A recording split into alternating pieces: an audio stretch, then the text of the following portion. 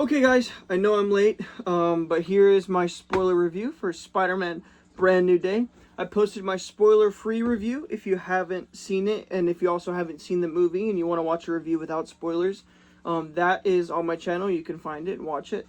But this one is going to be a spoiler review, so if you haven't seen the movie, click off right now. Last warning. So let's just start off.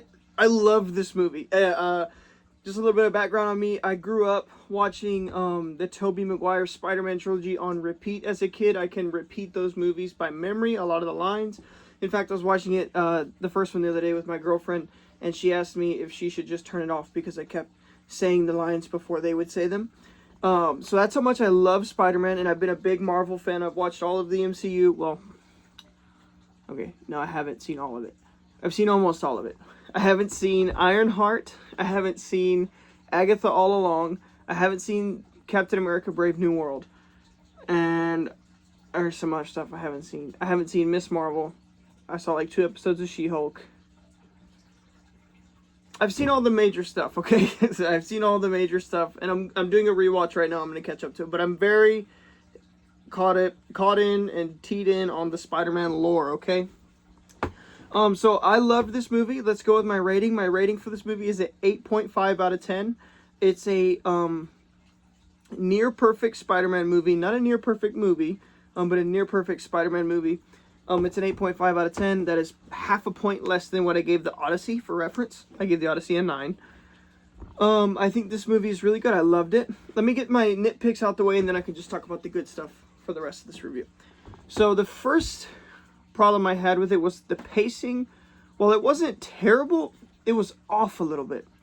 And I mean specifically what I'm referencing is the part where it stops focusing on the stuff with who we find out to be Jean Grey and like the investigation.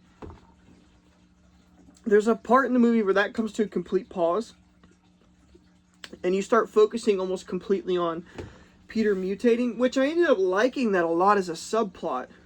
But they kind of just were like, it didn't flow as perfectly as it could have. It was investigation, mutation, and then investigation, and then it all came together nicely at the end. But I think I had a little bit of an issue with the pacing there, to where in the middle I was like, okay, what, like, Spider-Man, you forgot about the looming threat. You're focusing all on this mutation, which I understood.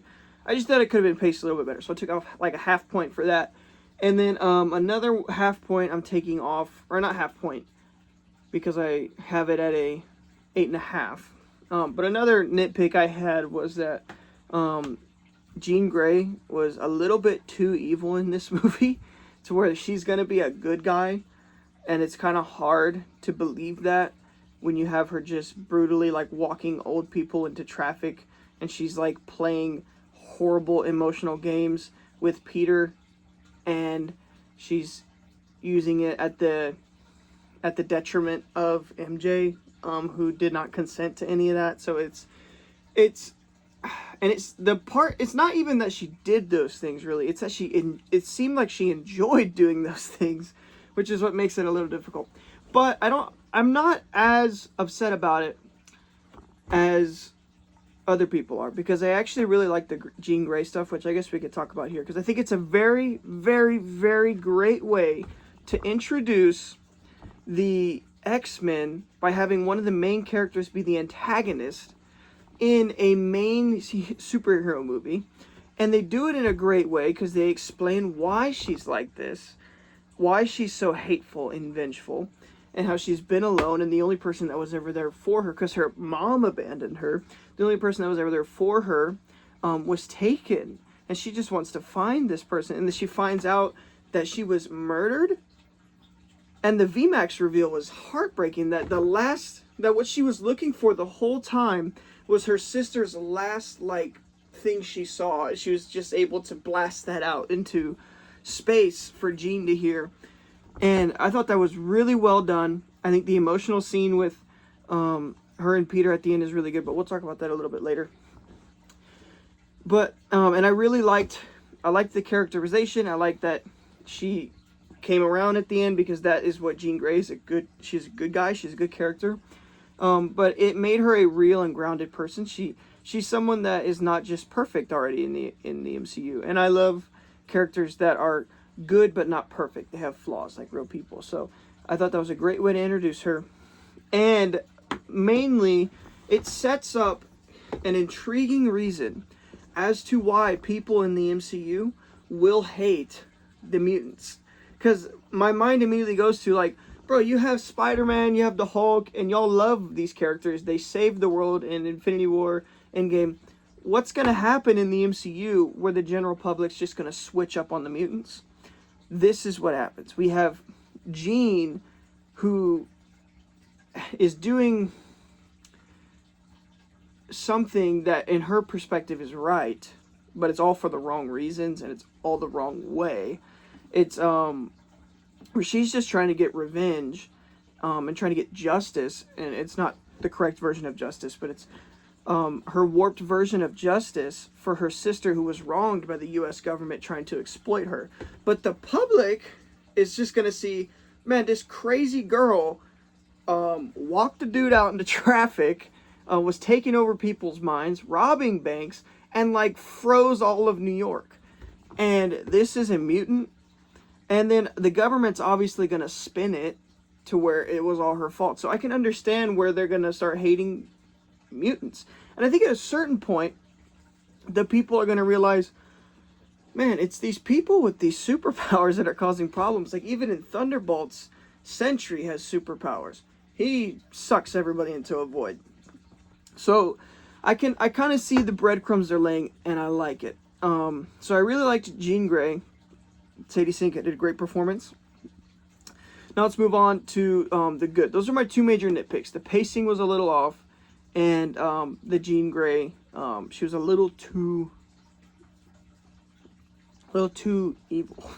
But oh yeah, they can also easily fix that by saying, like, by having a line of dialogue by her saying like, oh, I looked into that guy's head that I, like, the guy she walked out into traffic, he got hit by the car. She could just say, I saw in his head that he was like a horrible, like, abuser or something.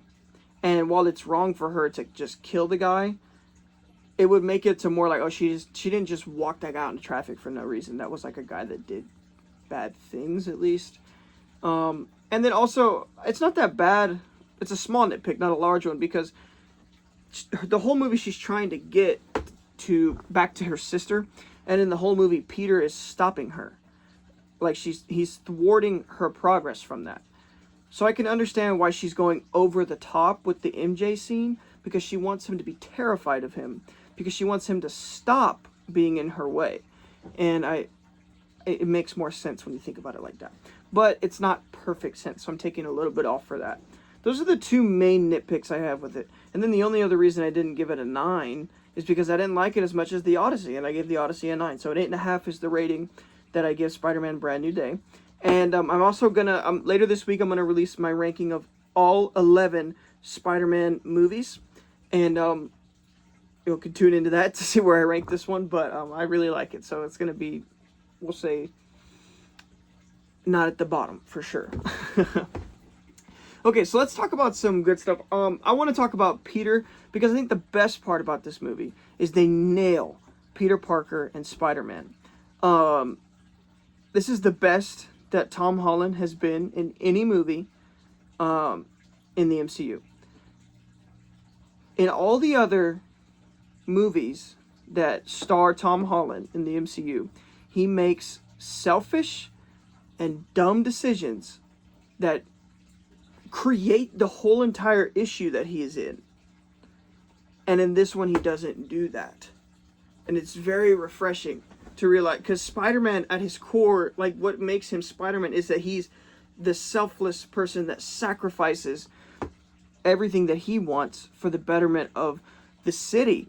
And in this movie, he does that the whole time.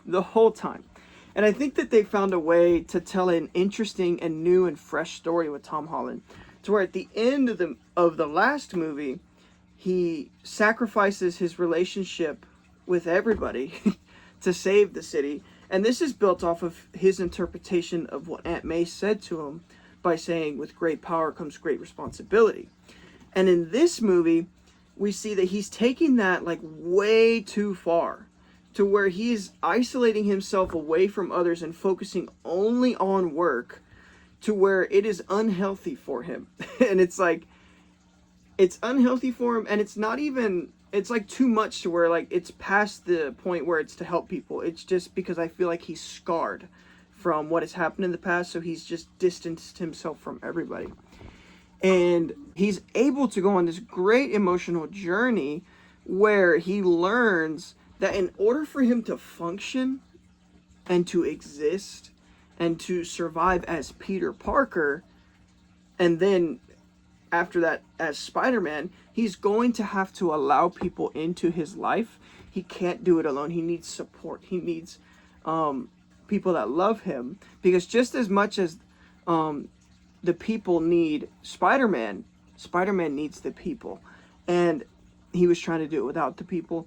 I think it was really good. And this is where I actually really liked the spider mutation, because they worked that in to where that was like a physical embodiment of the internal struggle he's going through, to where his body is having such a, like, he's so stressed where it's like causing him headaches, he's getting aggressive, where he's becoming a worse Spider-Man because he's trying to be Spider-Man so hard by himself because he doesn't want to hurt other people. It's very good, very good, to where the mutation is it's going crazy and it's hurting him, and he thinks that he needs to contain that because he thinks the mutation is the problem. But in reality, the mutation is the side effect of the real problem, which is his loneliness and his struggle on himself. And so he needs to let that mutation express itself, so that he can move forward and learn from it and be a better Spider-Man and better Peter Parker. And I love that. So I think that all of the stuff with the mutation, while it was kind of paced weird, very good. And I think that the arc that they take Spider-Man on is very good. Some of the other stuff, let's talk about the next standout for me. The Punisher. I love the Punisher. I've seen all of Daredevil, and I've seen all of the Punisher. I've seen the one shot. Jon Bernthal is one of my favorite actors, and he stole the show, I think, in a lot of the scenes. And that says a lot because of how much I liked the portrayal of Spider-Man in this movie. That in the scenes where Jon Bernthal is in it, I don't know who I'm more excited to see. Is it Spider-Man or Punisher? Because he has great chemistry with Spider-Man. And I think that he's not just in the movie for no reason. They use him to help teach Spider-Man the lesson he needs to learn. So he's needed. Where he has a great line where he tells Peter, "Do you think I chose this life? If I had one second to live with the people I loved, like if they were still here, I wouldn't be a coward. I'd go and live that." And that helps push Peter towards the lesson he needs to learn. And also, he's just really funny in this movie.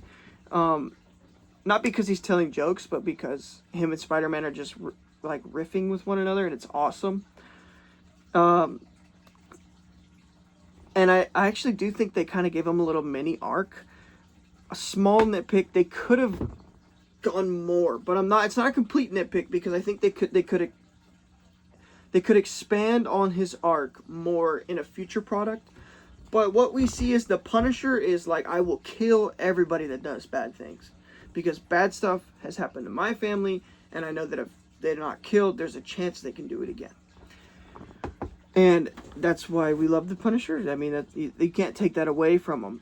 So I'm not saying that you should take that away from him. But what I'm saying is, what is interesting is that Peter's the opposite, where he doesn't want to kill people. He actually wants to save people, even the bad people, and like rehabilitate them in a sense.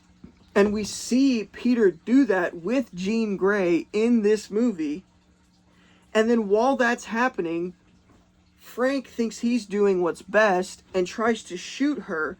And then while it's working and he's changing Jean Grey's mind and perspective, Peter sacrifices himself for her again, making the selfless play, which is so Spider-Man.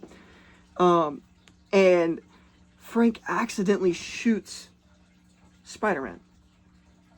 And then you could see it in his face and in the hospital scene that he's so ashamed. And I think it's given him a changed perspective. the accident that he made in shooting Peter, but also the brave act that Peter took in choosing to sacrifice himself for the person who was in the wrong in a lot of ways. To where I think it kind of turned a corner in Frank's mind, like, I can't just shoot everybody, and maybe not everybody needs to be shot. So I thought that that was really cool, that he wasn't just in the movie for fun. He served a purpose and had character growth and development, and he was really funny. I would like to say the action, wonderful. I talked about that in my spoiler-free review. So if you want to hear me talk about the action, you can go listen there. Loved the action, loved the cinematography. Let's talk about the MJ, Ned, and Peter dynamic, because that's the last major. Oh, there's, I guess, the Hulk also, but we'll talk about the Hulk in a minute. But I thought that in the first half of the movie, I did not like Ned, which was weird, because Ned is like my favorite character. So in the first half of this movie, I didn't like I don't know, I didn't like his lines, I didn't like his delivery. He felt fake, which was kind of making me really sad. But then at the point where MJ reintroduces Peter to Ned as Spider-Man, I think he becomes OG Ned, and I loved it again. And I was like, no, please don't tell me to ruin Ned. But it was great. I think he had great. The scene with him just talking with Peter was great, because it highlighted how much Peter needed that. But let's talk about the stuff with MJ and Peter. I really liked the way they handled it. They took it really seriously. They didn't try to do any movie cliches where, like, she immediately remembers him or falls back in love with him. Really took serious, like, she doesn't even know who he is, so why would she love him? She has no idea who he is. But true to MJ's character, she still sees that he's a good person and knows that he's telling the truth, and appreciates him and starts to care for him. I don't know if it's in a romantic way, but at least in a friendly way, and doesn't want to just abandon him. To where she has kind of brought him back into her life, but not in a romantic way, but knowing that he needs her and Ned as his friends. And where do I see that going? To be honest, I think that there's a few ways it could go. I mean, for all we know, Spider-Man could die and they never get back together. Or they could have Peter Parker get with somebody else. I do think there's maybe a small hint that he might get with Jean Grey. And I mean, obviously, in a perfect world, I'd want him to be with MJ. I think they have great chemistry, obviously, because they're husband and wife in real life. But I think it might be interesting to explore that, and if he has good chemistry with Sadie Sink, just to tell a new story. Because one thing that I don't like about Marvel fans, or about people who are fans of stuff with source material, is that not everything that's a change from the original is bad. Because to a certain degree, you don't want it to be exactly like the book, or the comic, because then you could just read the book or the comic. So if they added him a new love interest in the next movie, I think it could be interesting just to see something new. But I think that what most likely will happen is that they're going to put him back with MJ, but they're going to do it in a really cool way where they have, like, it's all over again. They fall in love all over again. And it's really sweet, to where it's not that she remembers him and then loves him. It's that they fall in love twice. Because they're just great together. And I think that would be a really cool and interesting thing to talk about. I think the Hulk was great in this movie. Another small nitpick, I don't know why the Hulk didn't just punch Peter in the face. I know people are going to say that the Hulk probably remembered Peter, but Hulk never met Peter, so I don't understand that, at least to my knowledge.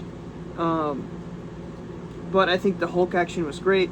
I think Banner in the movie actually served a purpose. He told Peter about the mutant tech, and he also cautioned him against it. Oh, and that's probably going to set up the whole thing where Spider-Man created the technology that's going to be the biggest threat to the mutants in the X-Men movies, which is kind of crazy to think about.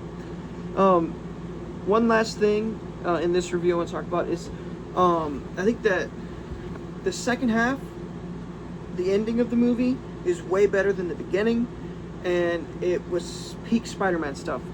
And I want to specifically talk about the hand fight, because I think when he embraces the organic, or like the mutation, the organic webbing, it's also him embracing that he can't just be Spider-Man and be all alone. He has to also be Peter Parker and have people supporting him.